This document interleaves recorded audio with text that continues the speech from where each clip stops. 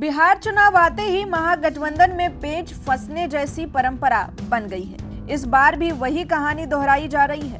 कांग्रेस अपनी सीटें घटाना नहीं चाहती, आरजेडी तेजस्वी को सीएम फेस बनाने पर अड़ा है और नए साथी अपनी कीमत बढ़ाने में लगे हैं। सवाल ये है कि क्या महागठबंधन सचमुच एकजुट रह पाएगा या फिर अंदरूनी खींचतान ही चुनावी किस्मत तय करेगी। महागठबंधन जनता को अपराध और भ्रष्टाचार से मुक्ति दिलाने का वादा कर रहा है। राहुल गांधी खुद बिहार की सड़कों पर उतरने वाले हैं। 17 अगस्त से वो पखवाड़े भर बिहार प्रवास करेंगे।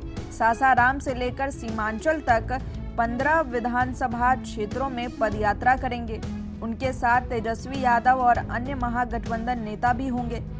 संदेश साफ है, हम एकजुट हैं, लेकिन जरा पीछे से पर्दे पर झांको तो तस्वीर कुछ और ही कहती है। असली पेंच दो है, सीट बंटवारा और सीएम का फेस।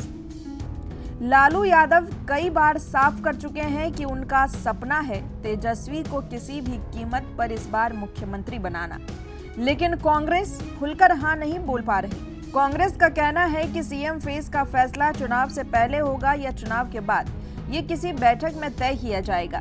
कब बैठक होगी, कौन करेगा, कोई नहीं जानता। मतलब साफ है, कांग्रेस अपनी पत्ते अभी नहीं खोलना चाहती और यही सबसे बड़ा पेच है। अब आते हैं सबसे अहम मुद्दे पर, सीट शेयरिंग पर। 2020 में कांग्रेस को 70 सीटें मिली थी, लेकिन जीती सिर्फ 19। आरजेडी को लगता है कि कांग्रेस की वजह से ही तेजस्वी मुख्यमंत्री नहीं बन पाए। इस बार आरजेडी चाहती थी कि कांग्रेस 20-30 सीटों पर ही सिमट जाए, लेकिन कांग्रेस अड़ गई। कांग्रेस का कहना है कि पिछली बार हमें कमजोर सीटें दी गई थी, इस बार मनमाफिक सीटें चाहिए और वो भी करीब 70। उधर सीपीआई, एमएल और बाकी वाम दल अपनी संख्या बढ़ाने की मांग कर रहे हैं। वीआईपी के मुकेश सहनी 60 सीटों और डिप्टी सीएम पद की मांग कर रहे हैं। आरएलजेपी के पशुपति पारस भी अपने हिस्से की गारंटी चाहते हैं। ऐसे में महागठबंधन के नेताओं के माथे पर पसीना आना लाजमी है। कोई भी घटक दल अपनी पुरानी संख्या घटाने को तैयार नहीं है। मुकेश सहनी को तो लोग महागठबंधन का सिरदर्द कहने लगे हैं। पिछली बार एनडीए में रहकर भाजपा से 11 सीटें ली, 4 विधायक जीते और मंत्री भी बने। इस बार महागठबंधन में आकर 60 सीटों और डिप्टी सीएम पद की जिद ठान ली है। चर्चा ये भी है कि सहनी का एनडीए से फिर संपर्क बढ़ा है। कहा जा रहा है कि एनडीए उन्हें केंद्र में मंत्री पद का ऑफर भी दे सकता है। सवाल ये है कि क्या सहनी महागठबंधन के भरोसेमंद साथी हैं या फिर सौदेबाजी करने वाले खिलाड़ी। कांग्रेस इस बार अलग अंदाज में नजर आ रही है। प्रदेश अध्यक्ष बदले गए, नई कमेटियां बनी, कन्हैया कुमार ने यात्राएं निकाली, राहुल गांधी और मल्लिकार्जुन खड़गे बिहार का दौरा कर चुके हैं। कांग्रेस को लगता है कि उनकी मेहनत रंग लाएगी और अब तो उसे गहन मतदाता पुनर्निरीक्षण यानी कि एसआईआर का बड़ा मुद्दा भी मिल गया है।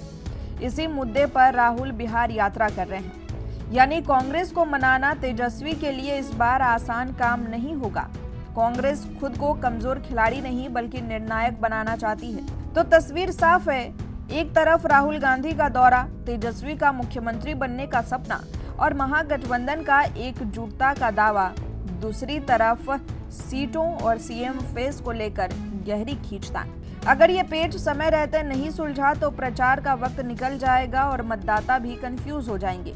याद रखिए, बिहार में चुनावी समीकरण अक्सर आखिरी वक्त पर ही पलट जाते हैं और ये पेच अगर ढीला न हुआ तो महागठबंधन की गाड़ी आगे बढ़ने से पहले ही अटक सकती है।